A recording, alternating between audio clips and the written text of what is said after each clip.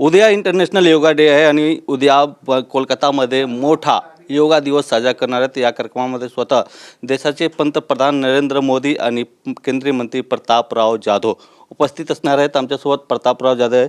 Sir, काय सांगणार, उद्या कोलकातामध्ये तुम्ही योगा दिवस साजरा करणार आहेत? खरं म्हणजे पहिल्यांदा कोलकाता शहरामध्ये मोठ्या प्रमाणामध्ये हा आंतरराष्ट्रीय योग दिवस साजरा होत आहे। कारण की याच्या अगोदरच्या सरकारने कधीच योगाला महत्त्व दिलं नाही, योगाचा प्रचार होऊ दिला नाही। योगाकडे पाहण्याचा त्यांचा दृष्टिकोन अतिशय वेगळा होता। ते योगाला आध्यात्मिक समजत होते। भारताच्या ऋषीमुनींचे हे संशोधन आहे किंवा ओमच्या उच्चारानं योगाची सुरुवात होते आणि मग हे जर आपण सुरू केलं तर आपली जी वोट बँक आहे त्याच्यावर परिणाम होईल, म्हणून त्यांनी कधी योगाला या ठिकाणी पुढे येऊ दिलं नाही किंवा त्याचा प्रचारही केलेला नाही। पहिल्यांदा पश्चिम बंगालमध्ये एक चांगलं सरकार नरेंद्र मोदींच्या नेतृत्वामध्ये आलं आणि इथले मुख्यमंत्री शिवेंदू अधिकारी जे असतील, पंतप्रधान नरेंद्र मोदी जे असतील, आमचं आयुष मंत्रालय असेल, आमच्या सर्वांची इच्छा होती की आंतरराष्ट्रीय योग दिवस हा 12वा जो आम्ही साजरा करतो तो पश्चिम बंगालमधल्या कोलकातामध्येच साजरा झाला पाहिजेत आणि तो उद्या 21 जूनला साजरा होत आहे। कोण कोण अतिथी याच्यामध्ये येणार आहेत आणि विशेष महत्त्व काय असणार आहे कोलकातामध्ये साजरा करण्याच्या? कारण की खऱ्या अर्थानं योगाला पाश्चिमात्य देशामध्ये नेण्याचं काम पश्चिम बंगालमधून झालेलं आहे। ज्यावेळेस धर्मसंसद US झाली होती त्यावेळेस विवेकानंद स्वामींनी योगाचा उच्चार आणि उल्लेख आणि महत्त्व हे US सुद्धा त्यावेळेस सांगितलं होतं आणि म्हणून इथल्या अनेक धर्मगुरू असतील, अनेक या ठिकाणचे महाविभूती असतील, त्यांनी योगाचा प्रचार आणि प्रसारसुद्धा पश्चिम बंगालमध्ये केलेला आहे। पण मागच्या 50 वर्षात 35 वर्ष कम्युनिस्टचं सरकार होतं, त्यांनी योगाला पुढे येऊ दिलं नाही। नंतर 15 वर्ष ममता दीदीच्या काळातही योगाला या ठिकाणी विरोध करण्यात आला आणि म्हणून हे कोलकाता या ठिकाणीच भव्य दिव्य योग दिवस आपला आंतरराष्ट्रीय योग दिवस साजरा करण्याचं पंतप्रधानांनी निश्चित केलं आणि उद्या जवळपास संपूर्ण कोलकाता शहरामध्ये जवळपास 10 लाखहून अधिक लोक या आदरणीय नरेंद्र मोदीजींच्या नेतृत्वात जो योग प्रोटोकॉलचा अभ्यास केला जाणार आहे त्याच्यामध्ये सहभागी होतील वेगवेगळ्या ठिकाणावर। महत्त्वाचा प्रश्न आहे, पॉ राजे निंबाळकर हत्याकांड प्रकरणामध्ये पद्मसिंग पाटीलसह सर्व आरोपींना कोर्टाने सध्या निर्दोष मुक्त केले आहेत। काय सांगणार याच्यावर? नाही बघा, कोर्टाच्या निर्णयावर टिप्पणी मी करणार नाही। शेवटी न्यायालयाचा सन्मान आपण सगळे लोक करतो। त्यांनी काय पुरावे त्यांच्यासमोर आलेत, काय निकाल दिला तेही काही मी पूर्ण पाहिलेलं नाही, पण निश्चित रूपानं आपण न्यायालयाच्या विरोधामध्ये कधी आम्ही टिप्पणी करत नाही। पण ओमराजे निंबाळकर यांनी सांगितलं आहे की दुर्दैवी निकाल आहे, आम्ही हायकोर्टात जाणार आहेत, आमच्या मतदारसंघात जाऊन आम्ही लोकांना विचारपूस करून पुढच्या पाऊल उचलणार आहेत। नाही, आता हे बघा, न्यायालयीन प्रकरणामध्ये हे नेहमी करतात, जर समजा न्याय आपल्या मनासारखा मिळाला नाही तर त्याला पुन्हा त्याच्यावर अपील करण्याची मुभा आपल्या कायद्याने दिलेली आहे, आपल्या घटनेने सुद्धा दिलेली आहे। त्याच्यामुळं त्याच्यावर खालच्या कोर्टाच्या निकालावर वरच्या कोर्टामध्ये अपील करायची असली तर ते करतील। ऑपरेशन टायगरबद्दल तुमची काय प्रतिक्रिया असणार आहे, कारण तुमची भूमिका याच्यामध्ये महत्त्वाची मानली जात आहे? नाही बघा, माझी भूमिका महत्त्वाची आहे असं नाही आहे की हे सगळे खासदार त्याच्यामध्ये अस्वस्थ होते। एकतर त्यांना सन्मान त्या ठिकाणी मिळत नव्हता, त्यांच्या सुखदुःखामध्ये कोणी सहभागी होत नव्हतं आणि वारंवार त्यांच्याकडे शकच्या दृष्टिकोनातून पाहिलं जात होतं। म्हणजे साधं एक दिवस माझ्या घरी जेवायला आले तर आदित्य ठाकरेंनी त्याची झाडाझडती घेतली की तुम्ही एकनाथराव शिंदे साहेबांच्या नेतृत्वातल्या खासदारांना बोलू नका, त्यांच्याकडे पाहू नका, त्यांच्याकडे जेवायला जाऊ नका।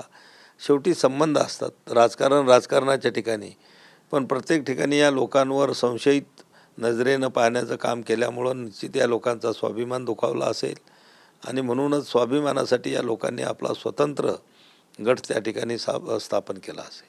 पण सक्सेसफुल झालं का? सक्सेसफुल झालं ऑपरेशन? कालच्या सभेमध्ये उद्धवजी ठाकरे असतील, त्यांचे मुख्य प्रवक्ते संजय राऊत असतील, या सगळ्यांनी सांगितलं की 6 लोक आम्हाला सोडून गेलेले आहेत म्हणून।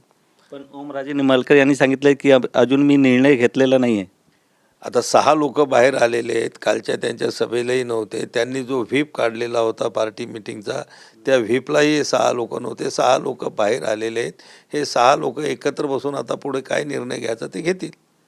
संजय राऊतची टीका तुम्ही बघितलं का? ते लोक बाजारात उभे होते, त्याने बिकले घेतले गेले आहेत, बिकून घेतले गेले आहेत, ते बाजारात उभे होते. हे बघा, संजय राऊत हा वात्रट बोलण्याच्या बाबतीमध्ये एक नंबर आहे आणि संजय राऊताचं बोलणं कोणी गांभीर्यानं घेत नाही आणि त्याला असं वाटते की मी इतकं चांगलं बोलतो, पण लोक त्यांच्या बोलण्याच्यावर नंतर हसत असतात. आणि त्यांनी ज्या पक्षाचे वक्तव्य आणि शिवीगाळ त्यांनी त्यांच्या याच्यामध्ये जी केली, त्याच्यामुळं निश्चितच त्यांचे संस्कार लोकांना दिसलेत की या कुठल्या संस्कारातून ही लोक बोलतात, कोणते संस्कार यांच्यावर घडलेले आहेत.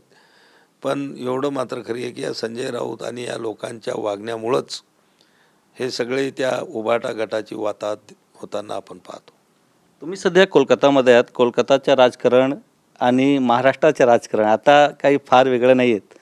काय वाटतं तुम्हाला, दिल्लीनंतर कोलकाता, कोलकातानंतर महाराष्ट्र हा कधी थांबणार आहेत? नाही बघा, जवळपास कोलकाता म्हणजे पश्चिम बंगाल असेल, महाराष्ट्रातलं असेल, इथलचा तृणमूल काँग्रेस असेल किंवा महाराष्ट्रातला उभाटा गट असेल, याच्यामधले जे लोक आज स्वस्थ आहेत त्याच्यामधलं कारण सारखंच आहे.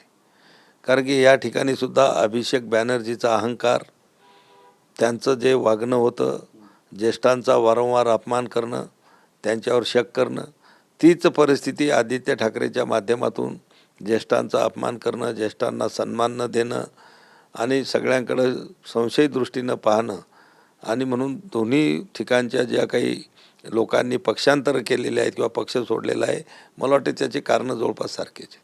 टायगर 1, टायगर 2 झाला, आता टायगर 3 कधीपर्यंत येणार आहेत, काही अपेक्षा आहे? हे बघा, यांचं जर काही आता ही जी स्थिती आहे उभाटामध्ये किंवा जे लोकांच्या अपेक्षा त्यांच्या कार्यकर्त्यांच्या, त्यांच्या लोकप्रतिनिधीच्या अपेक्षा आहेत, त्या जर आता त्यांनी जर आत्मपरीक्षण जर मला वाटते अतिशय शांत चित्तानं जर केलं तर हे मला वाटते ऑपरेशन 2, 3 काही होणार नाहीत. पण जर आपल्या इकडं म्हणतात स्वभावाला औषध नसते, यांचे जर स्वभाव बदलले नाहीत तर ऑपरेशन 2 तर झालेलंच आहे, पण 3, 4, 5, 6 अनेक ठिकाणी होतात. आणि तुम्ही पाहत असाल रोज उभाटा गटाचे अनेक नेते, जिल्हा पातळीवरचे, तालुका पातळीवरचे अनेक लोक हजारोच्या संख्येनं एकनाथराव शिंदेसाहेबांच्या नेतृत्वात प्रवेश घेत आहेत.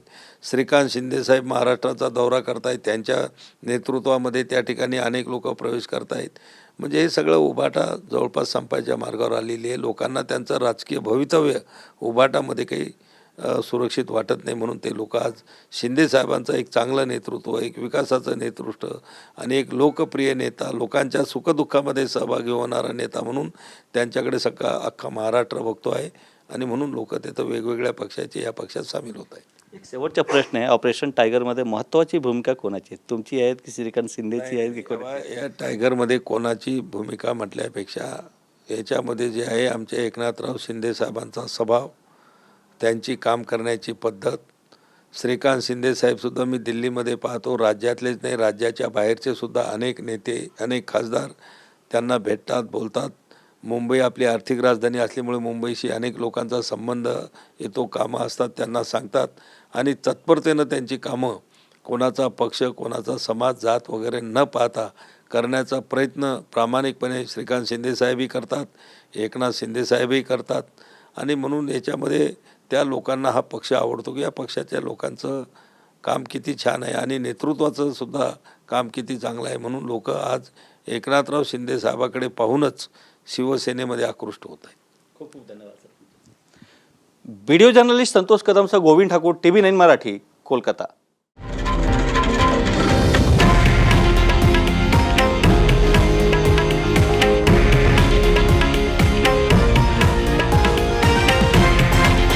हे आहे देशातील नंबर 1 न्यूज नेटवर्क आणि आपण पाहत आहात TV9 मराठी, एकमेव.